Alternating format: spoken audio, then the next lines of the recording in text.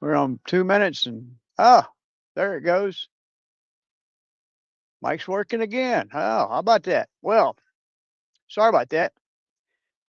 Seeing this is a live webcast, not a whole lot I can do about it when I come on and the little green dots aren't going dot dot dot dot dot dot. Well, every time I talk, and so not a whole lot I can do about it. So I just kind of live with it and fix it. And it's a good thing about being retired is uh, y- there's a lot of things that you don't worry about that you used to worry about. I mean, you just it ain't all rocket science, and ain't nobody gonna die if that mic's not working for the first minute and 52 seconds. Then oh well.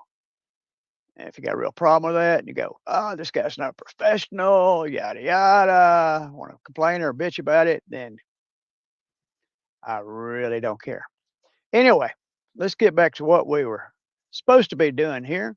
And one thing I want to ask you guys to do, if there's any of you guys out there, is to subscribe, please. And that way I know if somebody's watching. Who knows? All right, let's start off with the garden update. Uh, we've I keep saying we. That's me and my vape. So we're sitting here. So when I say we, that's what I'm talking about because there's nobody else here with me. And if I seem to be looking off in space and reading or whatnot, that will be the fact that I am reading something. Anyway, how about we do some good news? Yeah. Uh, you watch the news on CBS, ABC, or Fox, or any other channels, and it's usually horrible stuff happening to good people or horrible stuff happening to horrible people. But still, most of the time, it's just like everything's bad. I'm going to tell you about some good news. Green jobs secure over 100,000 jobs in Scotland. Green jobs are booming in Scotland, according to CBI study. The net zero sector already secures over 105,000 jobs and contributes 10.2 billion to the economy. This means the eco industry generates more than twice as much as economic output as agriculture. Wow. Oh, here's another one that's good for our world. Solar energy overtakes coal in the US. A historic turning point in the US market. While solar energy climbed to 12.8% in May, the share of coal power plummeted to a historic low of 12.2%. That's great. All that smoke pollution. This marks the first time that solar power has overtaken coal. That is phenomenal for our country and the world. Let's see what else we got here. New Zealand, I got some friends in New Zealand. Hey guys, New Zealand is expanding its marine protected areas off the main island by nearly 50%. On July 1st, 5 new strict protection zones will take effect, spanning 308 square kilometers. They will protect vital habitats for endangered penguins, sea lions, and albatrosses. Wow, that is way to go, New Zealand. You got to protect the habitats or they'll disappear. It's like everything else. Speaking of disappearing, you know what I've been seeing a lot of in my yard? Lightning bugs. I found one that was in my greenhouse, and I coaxed him on my finger and got him outside and let him fly away because he wouldn't have lasted long in that greenhouse. It gets really hot during the day, and I've got a main door that you can get out, and then I got another door on the other side that I've cut out just for the bugs to come in and do their pollinating thing and get out. Um, but I didn't know if he'd make it or not. But I looked out and I saw more than two or three at the same time lightening up. Fireflies making a comeback.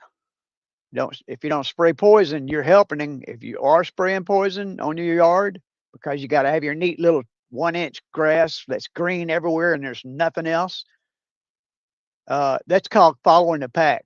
It's called being a sheep. Follow the pack, poison your yard, make it a little green and stay green all year and perfect with grass about that high. That's you're following the rest of the herd.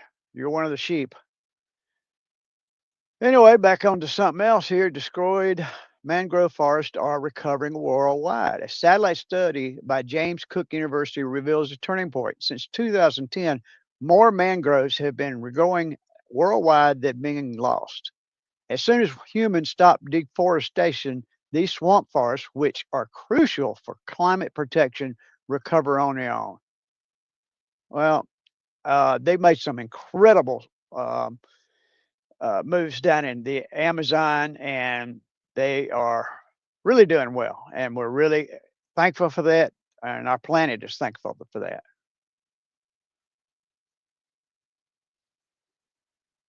Let's see. EU removes Greece from crisis lists after 16 years. Greece is returning to European normalcy. For the first time since the outbreak of the debt crisis 16 years ago, the European Commission has removed the country from a list of member states with microeconomic imbalances thanks to strong growth and declining debt. Way to go, Greece. You guys been upside down for a long time, and we're glad that's it's coming back and we're getting some stability.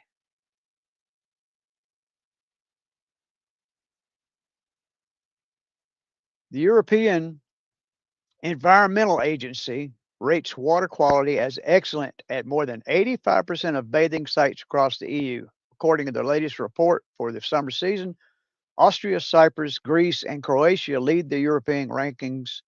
This success is due, among other things, to improved wastewater treatment and stricter environmental studies. Boy, that's just great news. Europe's bathing waters are cleaner than ever. Wow. Way to go, Europe. Well, that's enough of the news. Good news for the week, and I'm going to take a quick commercial break, and then we'll come back and do the garden update. Let you guys see where the garden's at this point in the season. This webcast is brought to you by William Lofton Photography. They can be found at williamlofton.com. Offering event residential portraiture at williamlofton.com. Looking kind of rough, but they're starting to get started at the beginning. Update 29 June 2026. These are the Kentucky Wonder Beans or Wonder Poles, whatever you want to call them. They're looking good. Guess who's back? Japanese beetles. I've got 3 or 4 off of them. Here's one right here, little piece of crap. Gonna have to come out here and either cover them or spray them with some rosemary oil or something, because it'll eat them up. And they'll eat them up fast. But they're looking good, other than the fact that that's happened. That was a Japanese beetle. I got 4 off of it yesterday. And then on behind it, potatoes, looking really good. And this is spaghetti squash, starting to make a few buds and blooms. And more potatoes. The snap beans are kind of not doing well. They look kind of like they're not getting enough water, or I'm not sure, but they're not spreading as fast as I wanted them to, like the Kentucky Wonder Poles. That great amount of water that we got for about 3 days definitely made a difference. These are bush beans, making beans, no doubt. And but they're looking green again. They were looking kind of rough. You can see that. These looking kind of rough. But they're starting to get to a dark green and starting to have a lot of new growth like this one. That's happened this week. Then we come up to pinto beans. Looking fine, they're doing good. Getting nice green again. There's more of that yellow. I got to get out here and figure out a way to keep something off of them. I've got some more spray that I'm gonna spray them with. It's organic, so it'll be fine. And then the poblanos are firmly entrenched and doing their job. Looking good. And here is the, not acorn squash, but it's squash. Well, I can't think of the name of it, but anyway, I'll think of it sooner or later. More poblanos going back down through there. And here's yellow squash that I've got several squash off of it so far. Hopefully they'll stay healthy. And then there's tomato. That's tomato that came back from last year. Is looking really good. Got a nice little bloom on there, so we'll be having tomatoes soon. And these are the Floridia heirlooms that I put in. They're looking pretty healthy. And the cucumbers. My cucumber cage is working really well. Got a lot of blooms. We should have some cucumbers coming up pretty quick. That's looking real healthy, real happy. And then back over the Floridale heirlooms. Then I got, let's see, it starts with, let's do the Floridale. Let's do the Floridales. And then we come into the Cherokee purples. 1, 2, 3, 4, 5, 6. Everybody fine. I'm gonna go ahead and put that in the ground next day or two. And then we got cantaloupe. Getting lots of blooms on there. A lot of blooms.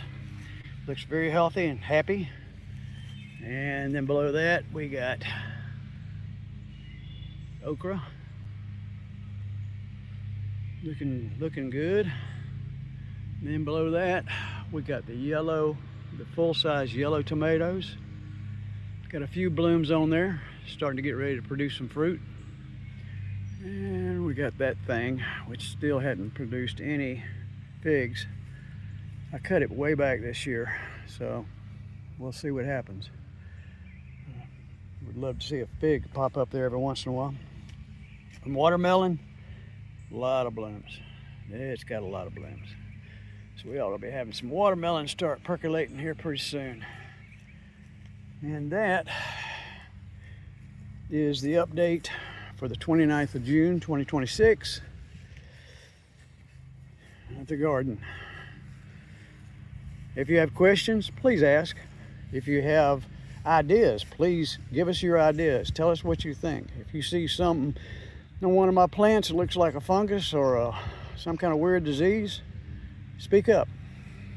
Let us know what you think. Hope you're having a great week. See you in the dirt.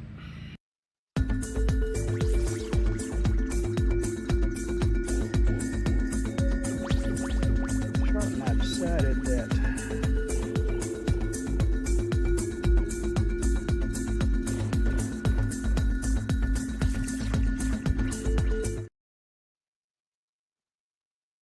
well, there's the update on the garden for the week. We've been getting weird weather. The weather around here, I think the weather everywhere is not good. It's the problem is we get these hellacious rainstorms that come in and just inundate us with water, and it lasts for 3 or 4 days. So it's just like floods us, and then we don't get any rain for a week or two. But luckily, for the last 2 days, we've got like where we saw storms go past us and miss us by just a little bit, but it drops enough rain to get everything wet. So we're doing good in the rain department. We're out of the problems with a lack of rain. Um, And let's see here. And I got one more video I want to show you. This is a little bit different garden. I have gardens of all types, and this one's a plant garden. Charlotte and I decided that doing those hummingbird feeders was kind of not cool because it drew yellow jackets and a host of other stuff. So we decided to go natural. That's what we got for the hummingbirds and the bees and whatever else wants to come up here and have a buffet.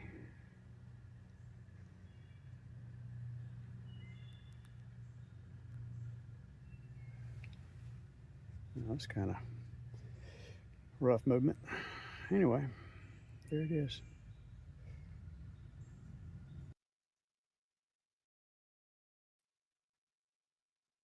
Well, there. That's a little short clip of garden for the hummingbirds.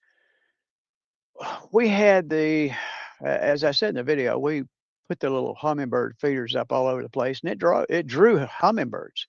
But the problem is that the hummingbirds um, come in, but also yellow jackets and other kinds of bees and bugs and all kinds of stuff. And the problem is they get into it and start drinking the water and basically fall in. So after about a week, you got a whole cluster of bugs in the bottom dead. And we just thought we'd go natural and see how that worked. I want you to look up towards the corner there. That's a QR code, and that'll take you to my website. And I would appreciate you going there and saying hello. If you get there, there's a place you can email me there, and I would appreciate you going there. And I think that's pretty much it for the day.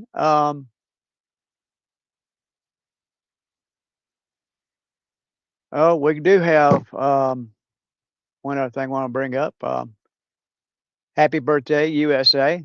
250 years of us being a country. You know, I think everybody thinks that everything is just going to shit in a handbag, but we are the United States, and we will unite again. I really, really believe that. Anyway, I hope you enjoyed the show, and we'll be back next week with the same time or close to it anyway. Um, like I said, sometime between 10 and 10:30 or 11, 11:30. That's right. 11, 11:30 will come on, and we'll see what happens. We will see y'all next week. Thanks.